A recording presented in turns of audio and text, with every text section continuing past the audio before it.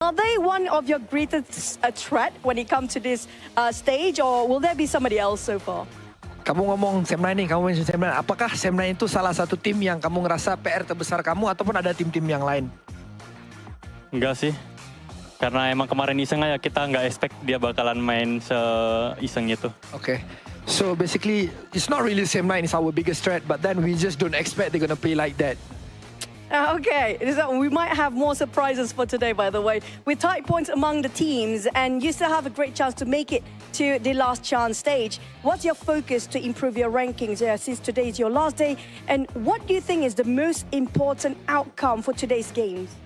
Okay, jadi kalau kita lihat dari point system, poin kalian itu tidaklah terlalu jauh untuk kamu lolos ke last chance. Jadi, apakah fokus terbesar yang kamu mau fokusin hari ini supaya kamu bisa lolos ke last chance?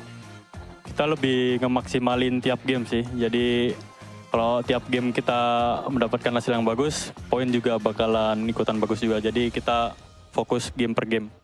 Okay, so basically we're gonna focus on each game. We're gonna focus on our first game first. It's because of I believe if we focus on each game, the point will come afterward. So we're just gonna do our best in every single map so that we're gonna maximize our point.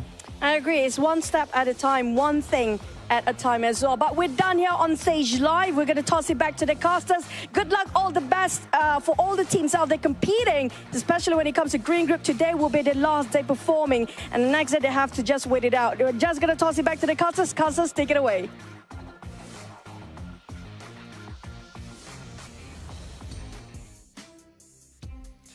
Well, as you heard there, Potato, Altigo, and all the teams from Group Green, this is your last chance, your last 6 matches to get as many points as possible and potentially keep yourself in the safe zone. I'm Jason Kaplan, and we got Maxman and Kalaris here on the desk to break down everything happening, obviously, yesterday and what's to come up today. And honestly, Max, well, no, wait, I'm not going to go to you, Max. I'm going to go to Kalaris first. Altigo had a rough day, to say the least. Yes, they did, and I VOD reviewed them quite extensively. So obviously we heard in the interview there that, Sem9 was one of their downfalls. Luckily for them, they're not playing today. However, I think that is not the issue for them. Yesterday, the issue for them in 4 games out of the 6 was unnecessary risks. You think back to the Sandhawk, you get caught in the water, BTR takes you down, you're done. You think, and the other water scenario on Erangel as well, that was not required whatsoever.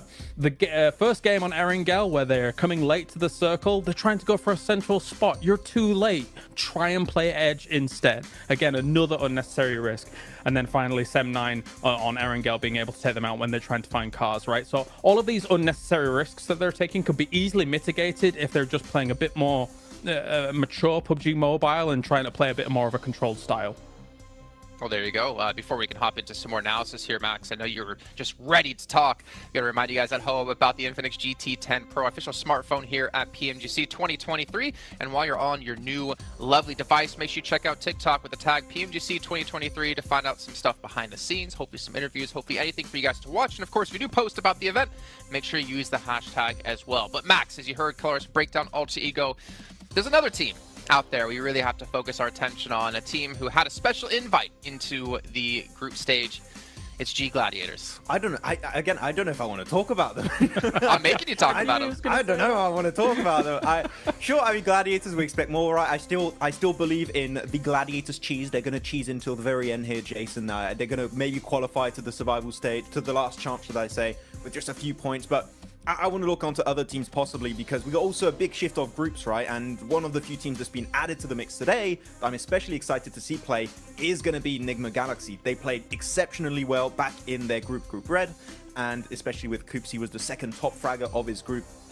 One of the best pickups, I would say, in the entire year of PUBG Mobile Esport, right? With how they are able to take these fights now, how aggressive they are.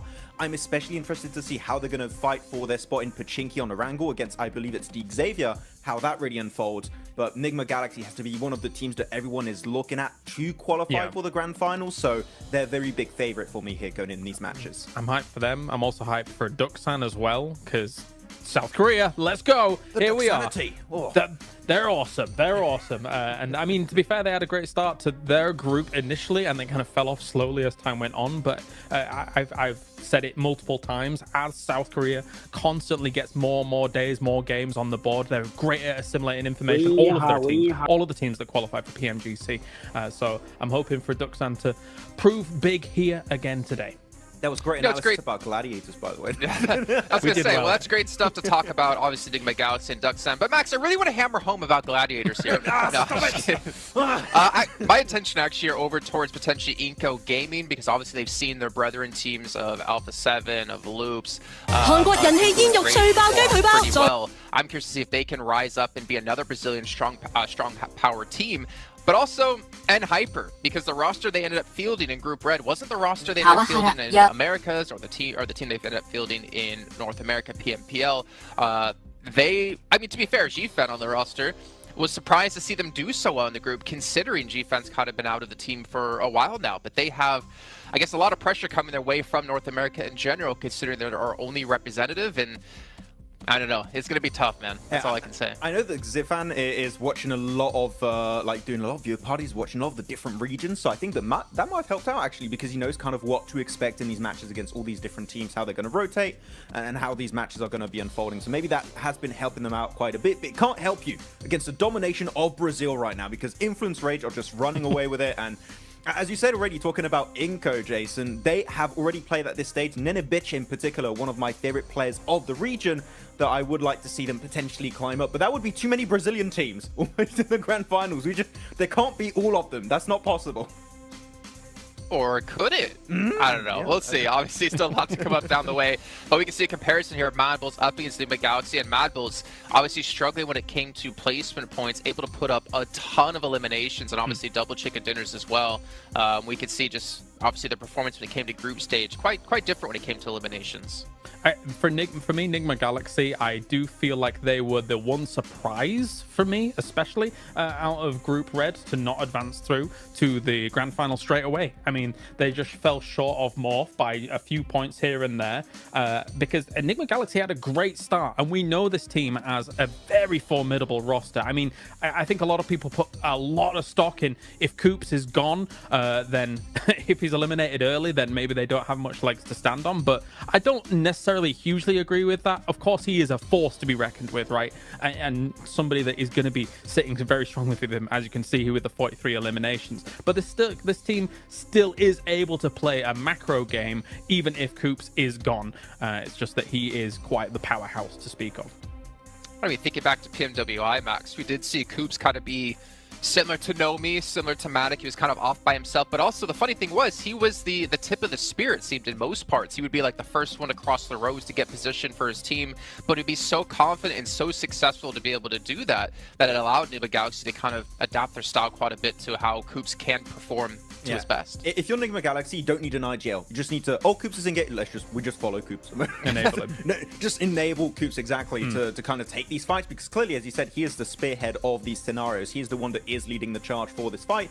And a lot of the time, it's very successful when it works out that way. And the rest of the team, sure, they can frag out. We know Lord, we know Freak, we know how Ralph can also pop off in these matches, but clearly it's just the setup around Coops. If he gets knocked, pick him up. You want to keep him alive as much as possible, which is what I wanted to see almost from Quest with Al-Hajj, but it's just not been the case. Al-Hajj has been going out early, so it goes to show how important it is to keep a star player like Coops alive until the very end, because it increases your odds of winning those matches pretty significantly. So yeah, I hope that it's going to work out for them, though.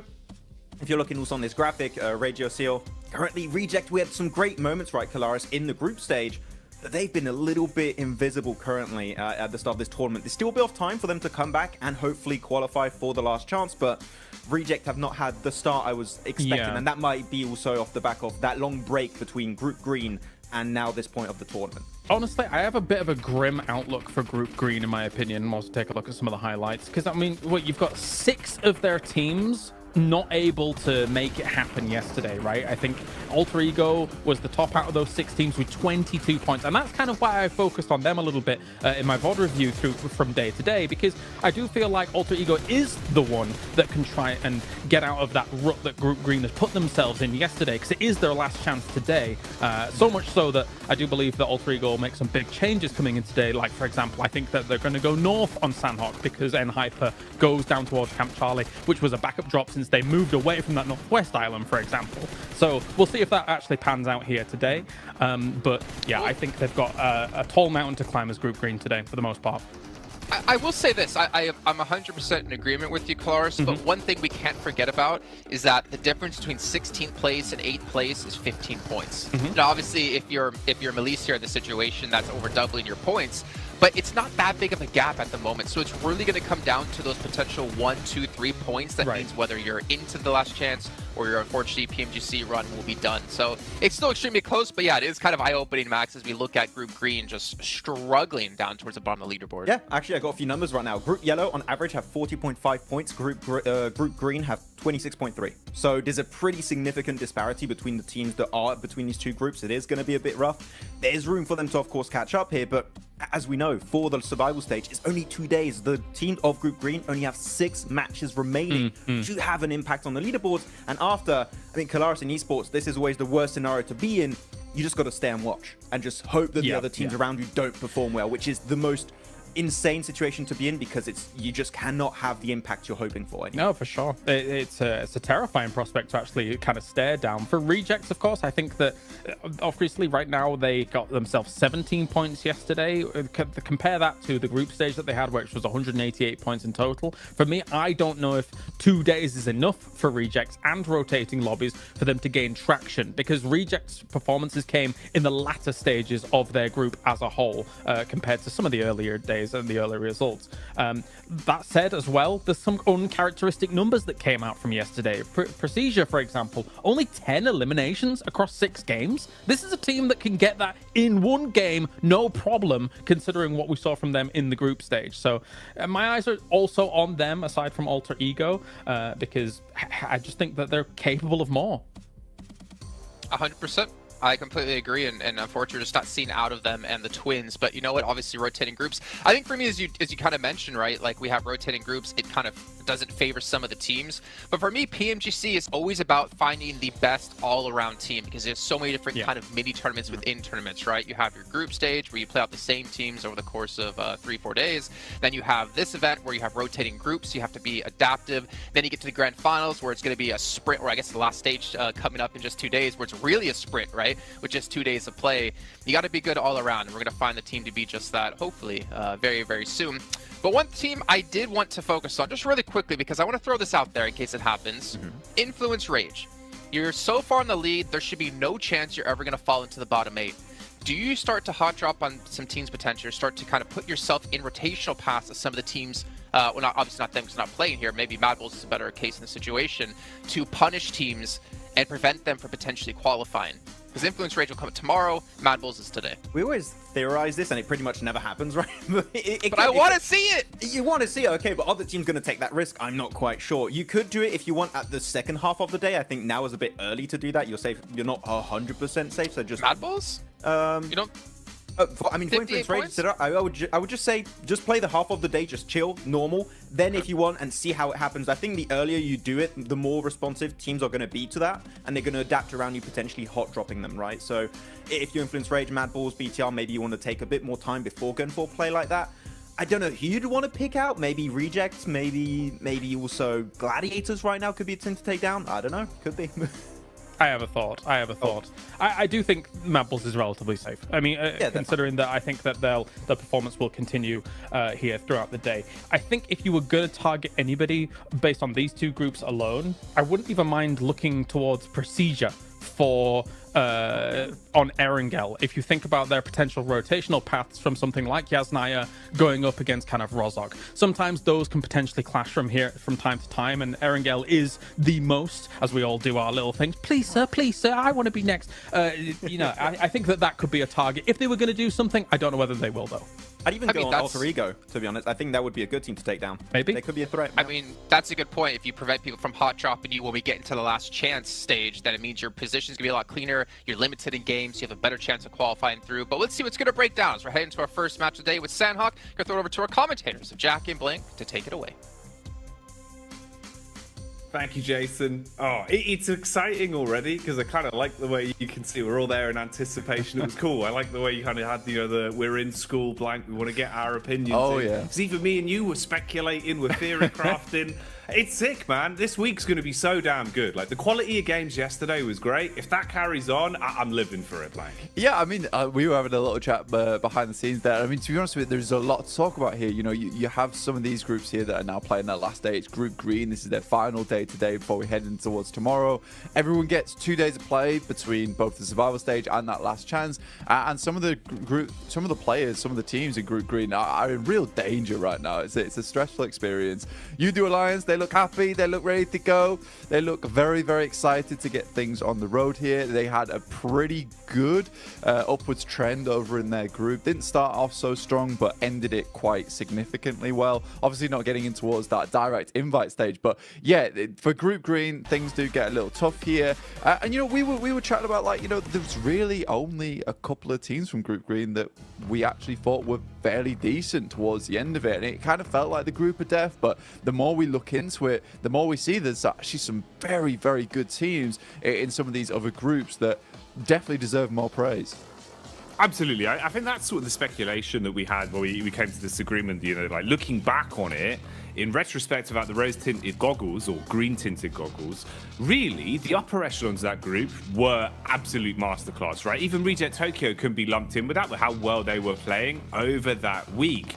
But since coming into this, well, hang on a minute, hold that thought. It seems that hot drops are happening, Blank. What's going on here? Straight into the action. Is that Mad Balls under pressure already? It is Inco versus Mad Balls here. And we saw this versus Mad Balls in the very first day of their group versus Falcons. They lost their hot drop, but they're used to it now. They're expecting something to go off. They've already found one knock off the bat here. Let's see if they can find any more, Jackie. How far can they go with this then? Fleek getting the reload off instantly, trying to assess the situation. Now, Mad Balls always feel like they were hit with pressure on Sandhawk. Even back in regulation of Group Green, they were being tested for control.